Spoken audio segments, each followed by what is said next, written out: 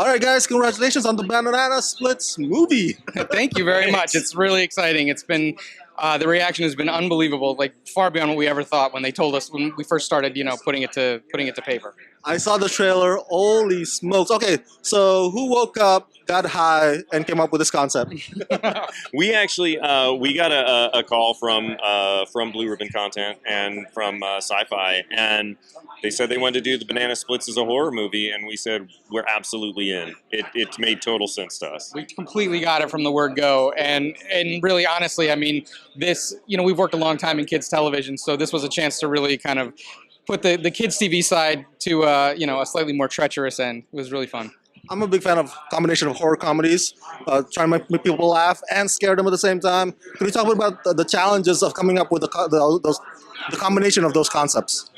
Well, I mean, we really tried to approach it as a horror movie. We didn't try to. We knew because it would have the banana splits in it that them doing these things would be funny. So we knew that if we pushed the comedy too much, it would just be a comedy. So we really wrote it as a straight horror movie. Danishka, who directed it, did a fantastic job, directed it as a horror movie, but it's the banana splits and they're murdering people. So it makes you laugh.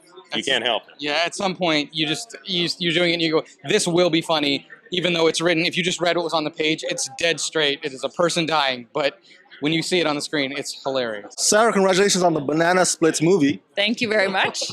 I saw the trailer. I couldn't stop laughing. It was just so outrageous. Yeah. That's amazing because we didn't, shooting the film, the intention wasn't to get laughs, but we knew that we would just because it's these guys running around and murdering people. So, yeah. Now, you played a producer here. You play a producer. So, did you shadow a producer, or have you have a producer credit before? I have actually. I have a couple of producer credits, but they're definitely on the creative side on films I worked on as an actor. But I have a lot of producer friends, and I actually shadowed Danishka, the director, a little bit on this movie. But I've definitely worked with my fair share of a very large spectrum of producers. So.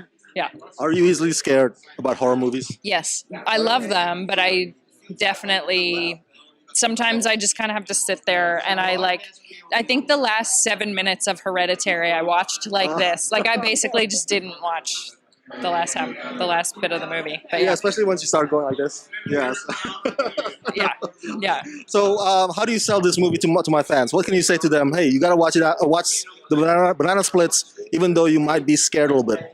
I think it's really fun. I mean, especially I think there's some really cool stylistic stuff in it. And yeah, if you enjoy, I mean, honestly, just look at the poster and if this seems like something, there's the poster. If this seems like something you would enjoy, then you're going to enjoy it.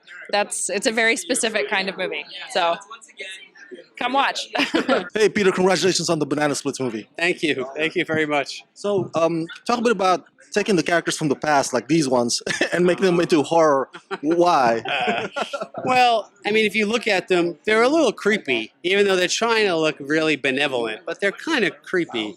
And, through my career in animation and live action television, I've done other versions of Banana Splits. I've done it for preschool. I've made some for 6 to 11-year-olds. So it was only natural now to try it for adults and to try to do a different kind of take on the Banana Splits. And it's something that we do at Warner Brothers. Like we'll do Batman for preschool and Batman for 6 to 11-year-olds, but then we'll also do PG-13 or rated R Batman. So there's multiple different entry points for these characters, and that's one of the things that we wanted to try with the Banana Splits. So there were no restrictions or limitations, like go with it, guys. Yeah, I mean, we're our own best editors. I mean, I personally feel very connected to these characters, and I would never do something to make it gratuitously radioactive, you know what I mean? I don't want to ruin these characters, but they do get into something. You could see it's a little freaky. It's a horror movie, but, I hope, in the best sense of the word. It's not gratuitous, and the characters are, again, they're a little scary.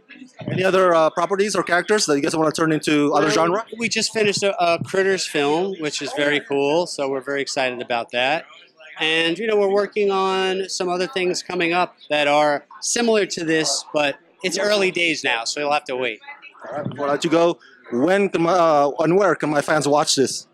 So this will be on Blu-ray and SVOD in August, and then on the Sci-Fi Channel broadcast in October. Now, Eric, you are one of my favorite voice actors, one of my favorite people around. This guy, I believe, like years ago at was it WonderCon? WonderCon, yes. It's like my first real interview, and I think it was for Puss in Boots, right? I think so, yes. And furthermore, Steve Bloom, everybody. Did you not see the Steve sighting?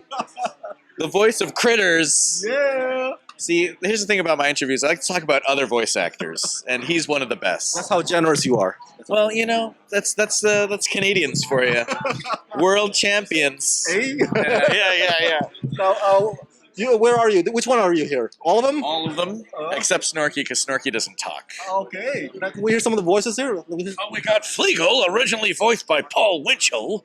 And then we got Drooper right here. And then we got Bingo. He's like more up here, you know. I think Don Messick, Dawes Butler, Alan Melvin, and Paul Winchell originally did the voices in the original Banana Splits. These are like here, the Mount Rushmore of voiceover would be them. And then Mel Blanc, and then June Foray, of course. Now, before I let you go, I want to ask also, does it come with pressure? Because this is a very familiar property. Yeah. And like you said, you look up to those voices. Is it daunting? It definitely was a task because, you know, I mean, they're similar but so different in so many different ways. Their temperament, their accents, their delivery and timing. So you'll have to pay respect to that, and to be able to like mentally and physically shift through these characters. It was a task, but I enjoyed every minute of it.